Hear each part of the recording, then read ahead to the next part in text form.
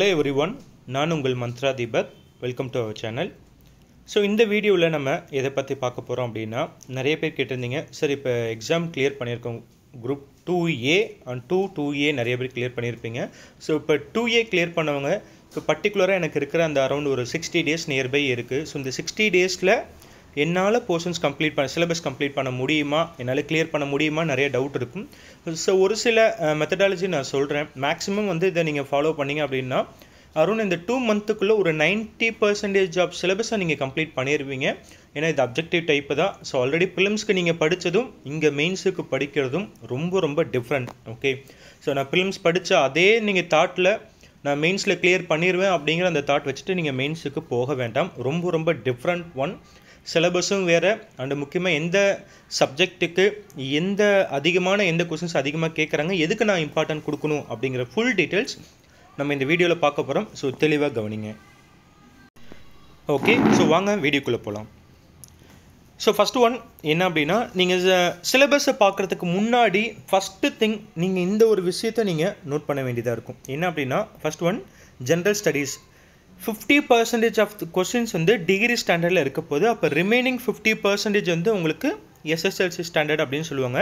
ஆனால் நீங்கள் 50% degree standard அப்படிங்கிறது 100% நீங்கள் டிகிரி ஸ்டாண்டர்டுக்கு அந்த ஸ்டாண்டர்டில் நீங்கள் படிக்கணும். நெக்ஸ்ட் ஒன் ரீசனிங் 20% வந்து எஸ்எஸ்எல்சி ஸ்டாண்டர்டும், ரிமைனிங் 80% டிகிரி ஸ்டாண்டர்டு தான் உங்களுக்கு இருக்க போகுது.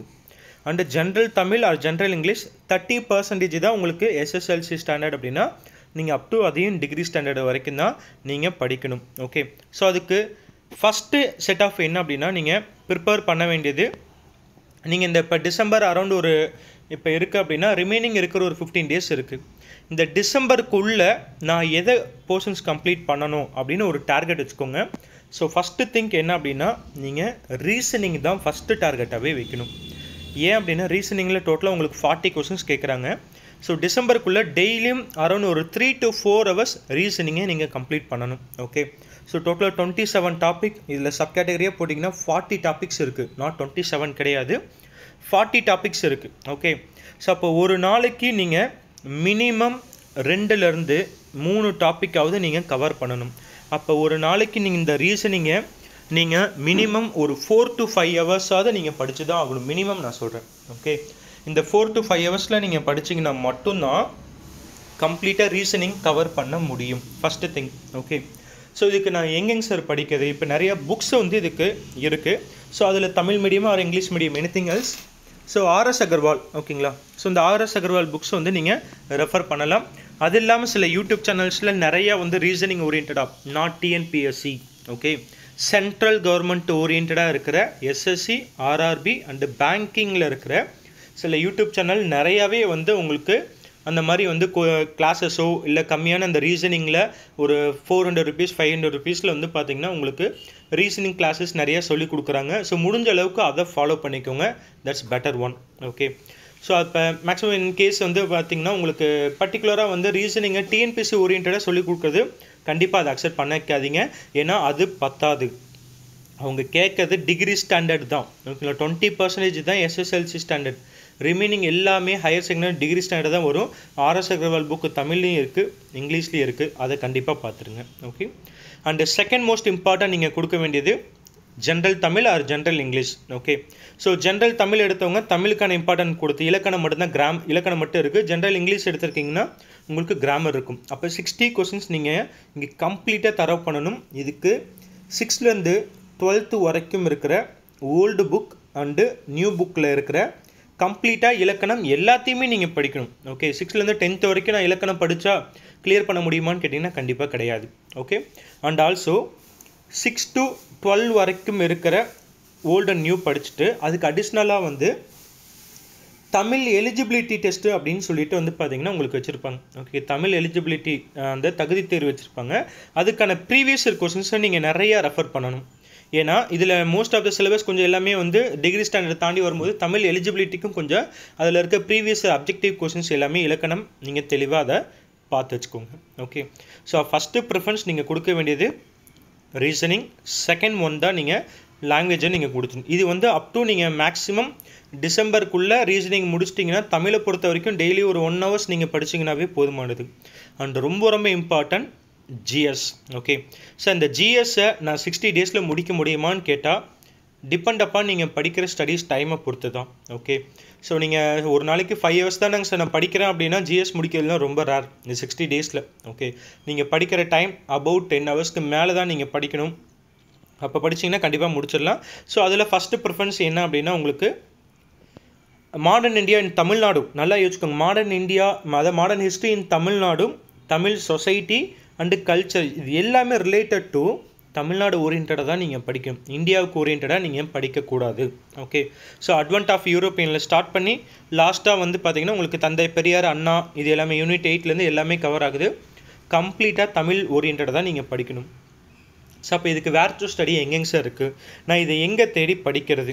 ஓகே, ஸோ டிஎன்பிஎஸ்சி ஆஃபீஸில் மேக்ஸிமம் சில சோர்ஸில் இருந்து தான் எடுப்பாங்க. ஸோ அதுக்கு first most important source TNOU. Okay, Tamil Nadu open university website போனீங்க அப்படின்னா பிஏ தமிழ், எம்ஏ தமிழ்லாம் இருக்கும். ஓகே, அந்த history, BA history and MA history இருக்கும். ஸோ அதில் நம்ம சிலபஸ் ஓரியன்டாக இருக்குது எல்லாமே தமிழுக்கு ஓரியன்டாக அங்கே கொடுத்துருக்காங்க. அதை பார்த்து எடுத்துக்கோங்க. ஓகே, ஸ்கூல் புக்கு எனஃபான்னு சொல்லிட்டு கண்டிப்பாக கிடையாது. Okay, it's not more then enough. கண்டிப்பாக நீங்கள் டிகிரி ஸ்டாண்டர்டு போய் ஆகணும்னா அப்போ யூனிவர்சிட்டியோட அந்த ஓப்பன் யூனிவர்சிட்டியோட சோர்ஸ் எடுத்துக்கோங்க. செகண்ட் ஒன் அட்மினிஸ்ட்ரேஷன் ஸ்டேட் இன் தமிழ்நாடு அப்படின்னா மோஸ்ட்லி பப்ளிக் அட்மினிஸ்ட்ரேஷன். அதே டிஎன்ஓயூவில் பப்ளிக் அட்மினிஸ்ட்ரேஷன் இருக்கும், 4th and 5th செம்மில் இருக்கும். அதை தெளிவாக பார்த்து அக்சஸ் பண்ணிக்கோங்க.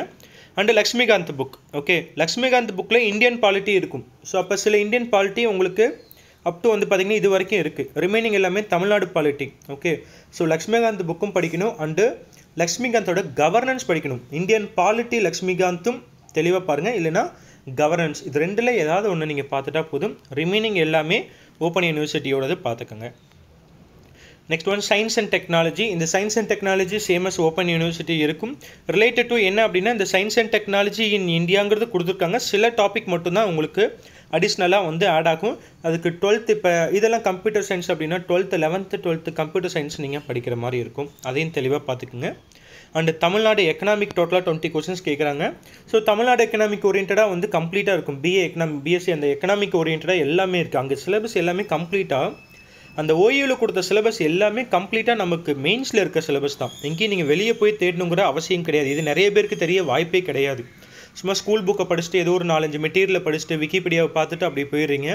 ஸோ டிஎன்ஓயூவில் நிறையாவே இருக்குது, அதை தெளிவாக பார்த்துக்குங்க. அண்டு ரொம்ப ரொம்ப இம்பார்ட்டன்ட் இந்த தமிழ்நாடு ஜாகிரஃபி. ஓகே, இது எல்லாமே ஃபஸ்ட்டு சிலபஸ்லேருந்து லாஸ்ட்டு சிலபஸ் வரைக்கும் ஒரு சிலபஸ் கூட சேஞ்ச் ஆகாமல் தமிழ்நாடு ஓப்பன் யூனிவர்சிட்டியில் அவனே கொடுத்துட்டான். கம்ப்ளீட்டாக உங்களுக்கு அங்கேயே தான் இருக்குது. இது வந்து பார்த்திங்கன்னா ஸ்கூல் புக்ஸே நீங்கள் தொடவே கூடாது. கம்ப்ளீட்டாக எல்லாமே டிஎன்ஓயூவில் தான் இருக்குது. Up to role of NGO, அதாவது சிவில் சொசைட்டிஸ், அதாவது சோசியல் அந்த என்ஜிஓட டிசாஸ்டர் மேனேஜ்மெண்ட் வரைக்கும் எல்லாமே அங்கே தான் இருக்குது. நிறைய பேர் என்ன பண்ணாங்க சார், ஸ்கூல் புக் படித்தா போதும், 11th 12th ஜாகிரஃபி போய் படிக்கிறது, சவீந்தர் சிங் படிக்கிறது, இல்லை அப்படின்னா நிறையா வந்து அவுட் ஆஃப் சோர்ஸ் போகிறது. ஓகே, ஸோ அந்த மாதிரி தயவு செஞ்சு போகாதீங்க. The only one source definitely I said that TNOU மட்டும் பாருங்கள். தயவு செஞ்சு அதை பார்த்துட்டு போயிருங்க. கண்டிப்பாக அது ரொம்ப important. Okay, so reasoning already நான் சொல்லியிருப்பேன். இந்த ரீசனுக்கு நிறைய யூடியூப் சேனல் இருக்குங்க. நிறையா என்ன அப்படின்னா உங்களுக்கு பர்டிகுலராக வந்து சந்துரு மேக்ஸ், கணேஷ் மேக்ஸ் அப்படின்னு சொல்லிட்டு நிறையா வந்து இது பண்ணுறாங்க. இதை வந்து நான் ப்ரொமோஷனுக்காக சொல்லலை, ஜஸ்ட் ஆஃப் அதெல்லாம் வந்து சென்ட்ரல் கவர்மெண்ட் ஓரியன்டாக அவங்க நிறையா சொல்லிக் கொடுக்குறாங்க. ஓகே, அப்போ இந்த டாபிக் எல்லாமே வந்து 27 டாபிக் அப்படின்னு நினச்சிருக்கேன். கண்டிப்பாக கிடையாது, அரௌண்ட் 40 டாபிக்ஸ் இதில் இன்டர் டாபிக் இருக்குது. அது எல்லாமே உங்களுக்கு கவர் ஆகும். அப்போ சந்துரு மேக்ஸோட, கணேஷ் மேக்ஸ் அந்த மாதிரி நிறையா இருக்குது. அதெல்லாம் ரெஃபர் பண்ணிக்கோங்க, ரொம்ப ரொம்ப யூஸ்ஃபுல்லாக இருக்கும். அது ஜஸ்ட் ஒரு 500-1000 rupees தான் உங்களுக்கு இருக்கும்.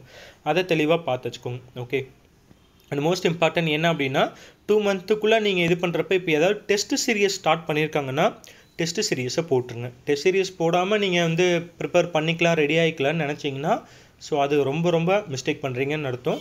ஸோ கம்ப்ளீட்டாக டெஸ்ட் சீரிஸ் வந்து அக்சஸ் பண்ணிவிடுங்க. ஓகே, ஸோ ஃபர்தராக இதுக்கு ரிலேட்டடாக உங்களுக்கு ஏதாவது டவுட் இருந்தாலும் தாராளமாக வந்து கமெண்ட் பண்ணுங்கள். அதை பார்த்துட்டு நான் ரெக்டிஃபை பண்ணுறேன். Thank you so much.